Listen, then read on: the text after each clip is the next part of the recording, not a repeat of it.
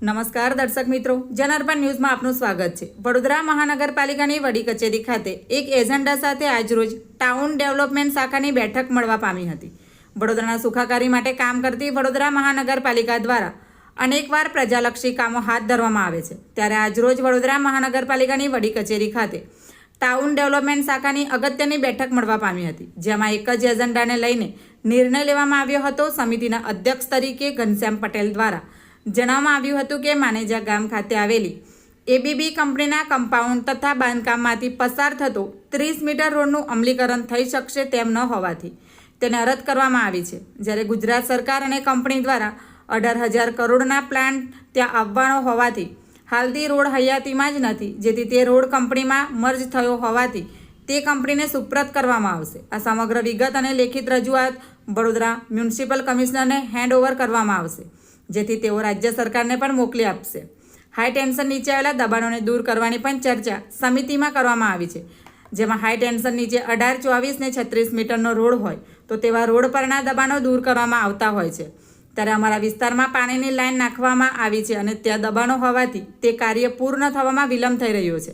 જેથી જે દબાણ છે તે પણ વહેલી તકે દૂર થાય તેવી ચર્ચા આજની બેઠકમાં કરવામાં આવી હતી। આવનારી બેઠકમાં 5 મુદ્દાઓ સાથે ચર્ચા વિચારણા કરવામાં આવશે। Bureau report, જનાર્પણ news. આવા જ નવા સમાચાર જોવા માટે જોડાઈને રહો જનાર્પણ ન્યૂઝ સાથે। અમારી ચેનલને લાઇક કરો, શેર કરો, સબસ્ક્રાઇબ કરો। ધન્યવાદ। આજે સમિતિની બેઠક મળી હતી, એજન્ડા પર કેટલા કામો હતા, કેટલા કામોને મંજૂરી આપવામાં આવી છે, શું ચર્ચા થઈ, શું કરશો?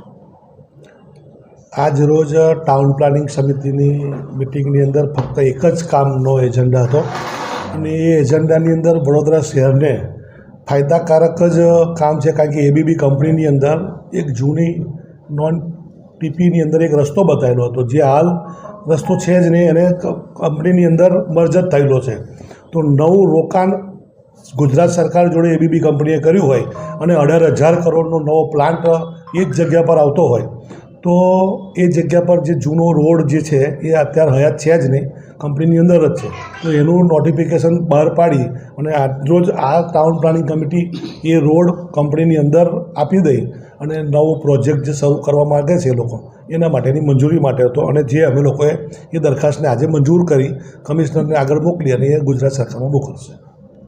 બીજી કોઈ ચર્ચા દબાણોને લઈને, પ્લોટોને લઈને, પ્લોટ વેચવાને લઈને? એવી કોઈ ચર્ચા થઈ નથી, પણ એક ચર્ચા એવી થઈ છે કે જે દબાણ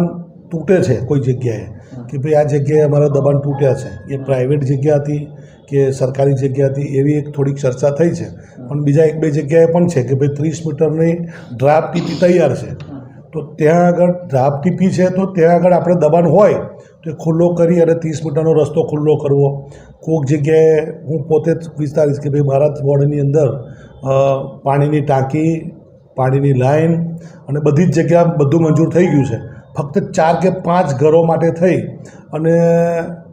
દબાણ તૂટતા નથી અને અમારે ત્યાં પાણીની લાઈન લઈ જવાની હોય તો એના માટેની પણ ચર્ચા થઈ છે કે ભાઈ એનું પણ આગળ કાર્યવાહી જોઈ લો, કારણ કે હાઈ ટેન્શન લાઈનની નીચે કોઈનું મકાન તો છે નહીં અને કમ્પાઉન્ડ વોલ કે બીજું કંઈ દબાણ કર્યું છે અને કોર્ટમાં ગયા છે અને કામ નથી થતું તો કોર્ટમાં કેવી રીતે જાય તો આપણે શું કરીએ છીએ? એ હોવું જ ના જોઈએ, કારણ કે કાયદો છે કે હાઈ ટેન્શન લાઇનની નીચે કાયદેસર 18 મીટર, 24 મીટર, 30 મીટર કે 36 મીટરનો રસ્તો જ હોય છે, તો જેટલો પણ રસ્તો હોય એટલો ખુલ્લો કરી અને આગળનો કાર્યવાહી કરી। તો પેન્ડિંગ કામો બી કંઈ બાકી છે તમારા? પેન્ડિંગ કામો કોઈ છે નહીં, પણ આગામી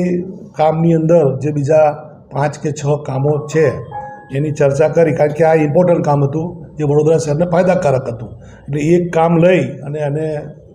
પહેલી મંજૂરી આપી છે અને હવે આવતી સમિતિની અંદર જે બીજા 5 કે 6 કામ છે અમારા એ આવતી સમિતિની અંદર લઈ અને કરીશું એની ચર્ચા।